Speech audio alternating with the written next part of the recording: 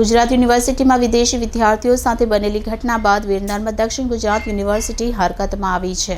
University કેમ્પસમાં આવેલી girls અને બોયઝ હોસ્ટેલની સુરક્ષાને ધ્યાનમાં રાખીને ખાનગી ડ્રેસમાં પોલીસ જવાનોને તૈનાત કરવાની સાથે યુનિવર્સિટી સ્પેશિયલ સ્ક્વોડ પણ બનાવવામાં આવી છે।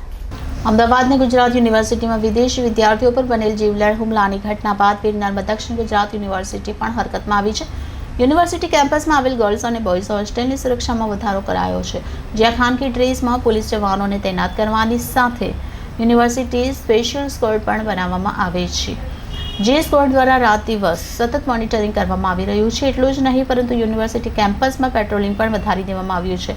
ઉલ્લેખનીય છે કે વીર નર્મદ દક્ષિણ ગુજરાત યુનિવર્સિટીમાં અલગ અલગ ફેકલ્ટીમાં કુલ 53 જેટલા વિદેશી વિદ્યાર્થીઓ અભ્યાસ કરી રહ્યા છે, જે વિદ્યાર્થીઓની સુરક્ષા માટે યુનિવર્સિટીએ મહત્વપૂર્ણ નિર્ણય લીધો છે।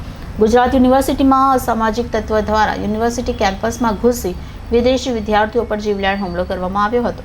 ગુજરાત યુનિવર્સિટીમાં બનેલી આ ગંભીર ઘટનાના ઘેરા પ્રત્યાઘાત રાજ્યભરની યુનિવર્સિટીઓમાં જોવા મળી રહ્યા છે, જેના કારણે યુનિવર્સિટીઓમાં અભ્યાસ કરતા વિદેશી વિદ્યાર્થીઓની સુરક્ષામાં વધારો કરવામાં આવી રહ્યો છે, જે અંતર્ગત સુરતની વીર નર્મદ દક્ષિણ ગુજરાત યુનિવર્સિટી પણ હરકતમાં આવી છે। વીર નર્મદ દક્ષિણ ગુજરાત યુનિવર્સિટીના કુલપતિ કિશોરસિંહ ચાવડાએ જણાવ્યું કે ગુજરાત યુનિવર્સિટીમાં બનેલી ઘટના બાદ યુનિવર્સિટી કેમ્પસમાં આવેલ ગર્લ્સ અને બોયઝ હોસ્ટેલની સુરક્ષામાં વધારો કરાયો છે। યુનિવર્સિટીમાં અભ્યાસ કરતા વિદેશી વિદ્યાર્થીઓની સુરક્ષા જળવાઈ રહે તે માટે મહત્વનો નિર્ણય લેવામાં આવ્યો છે।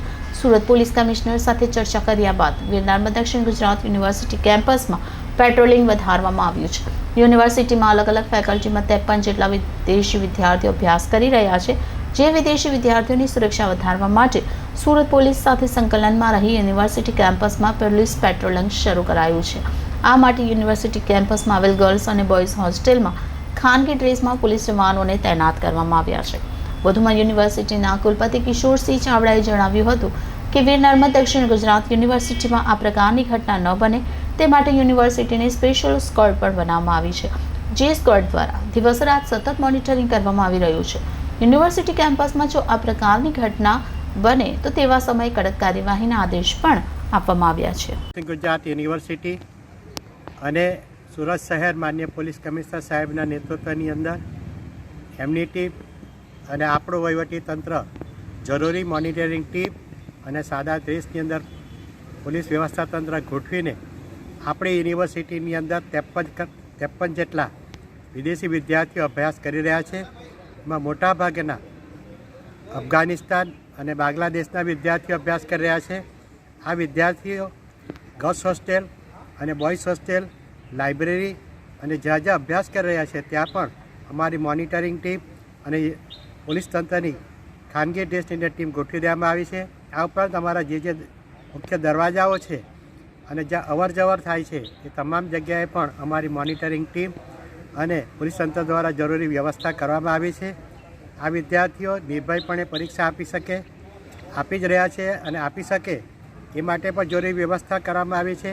એમનું વોટ્સઅપ ગ્રુપ પણ બનાવવામાં આવ્યું છે, જેથી તરત જ અમને એની માહિતી મળી શકે અને કોઈપણ પ્રકારની અપ્રિય ઘટના ન બને તેને માટે જરૂરી સંકલન પણ કરવામાં આવી રહ્યું છે અને કંઈ ઘટના બને તો તાત્કાલિક કડકમાં કડક પગલાં લેવા માટેના આદેશો પણ જારી કરી દેવામાં આવ્યા છે અને અમારી પોતાની પણ ખાનગી સિક્યુરિટી ટીમ જરૂરી સંકલન કરી રહી છે।